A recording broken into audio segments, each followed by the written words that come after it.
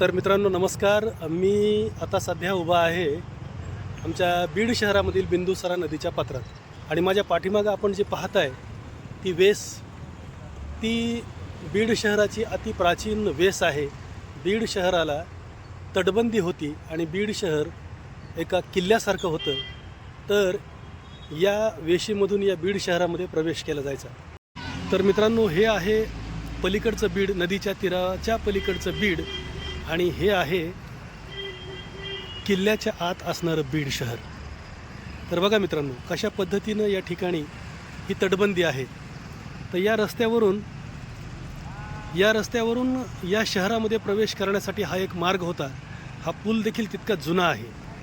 तर ही जी तटबंदी आहे आणि ही जी शहरामध्ये प्रवेश करण्याची जी वेस आहे, तर त्या वेशीचा काय इतिहास आहे, ती कुणी बांधली आणि पूर्वी बीड शहराचं ऐतिहासिक महत्त्व काय होतं आणि बीड शहराचं नाव काय होतं, याबद्दल देखील आपण जाणून घेणार आहोत. हा आहे या वेशीमध्ये जाण्याचा हा रस्ता. आपण पाहू शकता या ठिकाणी एक शिलालेख देखील आहे आणि तो फारसी भाषेतून लिहिलेला आहे.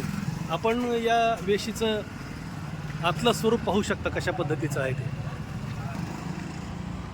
आणि या ठिकाणी पायऱ्या देखील केलेल्या आहेत की पलीकडून कोण येतंय या शहरामध्ये याची देखरेख करण्यासाठी या ठिकाणाहून. आणि या ज्या छोट्या छोट्या या ठिकाणी त्या खिडक्या केलेल्या आहेत, कदाचित त्या बंदुकीसाठी त्या खिडक्या केलेल्या असाव्यात. हा पहा किती मोठा हा बुरुज आहे आणि ही आहे ती वेस.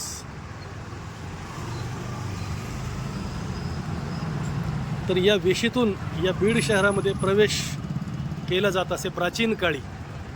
म्हणजे ऐतिहासिक वारसा असलेलं असं हे बीड शहर आहे. आणि या वेशीच्या वर चढून पाहूयात की कशा प्रकारचं या ठिकाणी बाहेर नजर ठेवण्यासाठीची जागा या ठिकाणी आहे ती कशी आहे. पायऱ्या चढून आपण वर जाऊयात. आता या ठिकाणी मित्रांनो बघा, या ठिकाणी ही वेस आहे आणि ही त्याची तटबंदी. शहरामधल्या या वेशीविषयी आपण आधीच जाणून घेऊयात.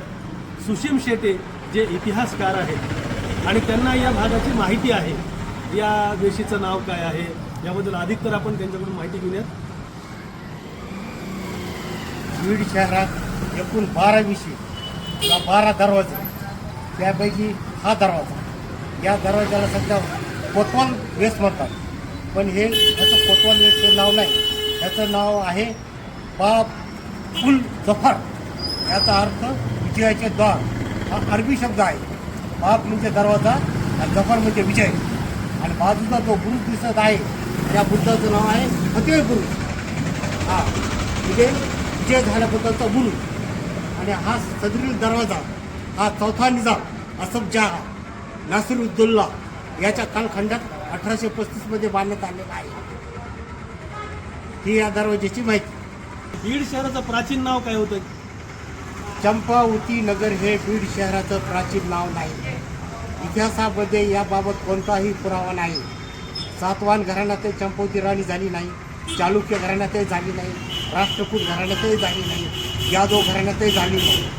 आणि महाराष्ट्राचा इतिहास प्रामुख्याने सातवाहन कालखंडापासून म्हणजे इसवी सन पूर्व 30 पासून सुरू होतं. सातवाहन काळ त्यापूर्वी मौर्य वंशाचं राज्य होतं. हा तर बीडचं प्राचीन नाव हे श्रीवर्धन होतं. आणि त्याचा पुरावा हेमाद्री पंथाच्या राजप्रशस्ती या ग्रंथात दिलेला आहे. ज्याला कोणाला याचा पुरावा हवा असेल त्याला मी व्हॉट्सअपवर पाठवण्यास तयार आहे. बीड नाव कसं झालं? या ठिकाणी बिजवल कलचुरी राजा होण्यापूर्वी त्याची इथं लष्करी छावणी होती बिजवलची. आणि बीड नाव हे विडू या कानडी शब्दाचं मराठी रूपांतर आहे. बीड याचा अर्थ होतो लष्करी छावणी, मिलिटरी स्टेशन किंवा शिबिर. तर कलचुरी राजाच्या सैन्याचं इथं शिबिर होतं. कलचुरी राजाच्या सैन्याचं शिबिर असल्यामुळं त्या शिबिराला बीड म्हणायचे, म्हणजे विडू म्हणायचे कानडी लोक. कारण तो प्रदेश थोडा कानडी आणि महाराष्ट्र हे जवळजवळ होतं. कारण कल्याण ही त्या नंतर तो सम्राट झाला. कल्याण ही नंतर त्याची राजधानी. हां, तर इथं भास्कराचार्यांनी त्यांच्या ग्रंथामध्ये प्रथम बीडचा उल्लेख बिजवल बीड असा केला. ते बिजवल हे नाव त्यांनी त्या बिजवल राजाला सन्मान देण्यासाठी घेतलं आणि तिथून पुढं बीड हे नाव तयार झालेलं आहे. अजून बीडचं वैशिष्ट्य सांगतो मी.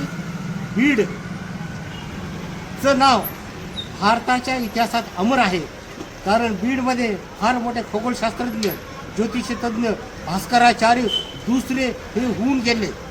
1114 मध्ये त्यांचा बीडला जन्म झालेला आहे. म्हणजे आजपासून 911 वर्षापूर्वी भास्कराचार्य इथं बीडमध्ये जन्मलेला आहे. गणित तज्ञ म्हणजे भास्कराचार्यामुळे बीडची शान आहे. आणि भारताच्या इतिहासात बीडचं नाव हे भास्कराचार्यामुळे आहे.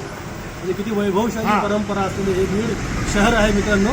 किंवा अशाच काही गोष्टी आम्ही एक्सप्लोअर करीत राहूयात. आणि आजचा तुम्हाला हा ब्लॉग कसा वाटला ते आम्हाला निश्चित कळवा. धन्यवाद.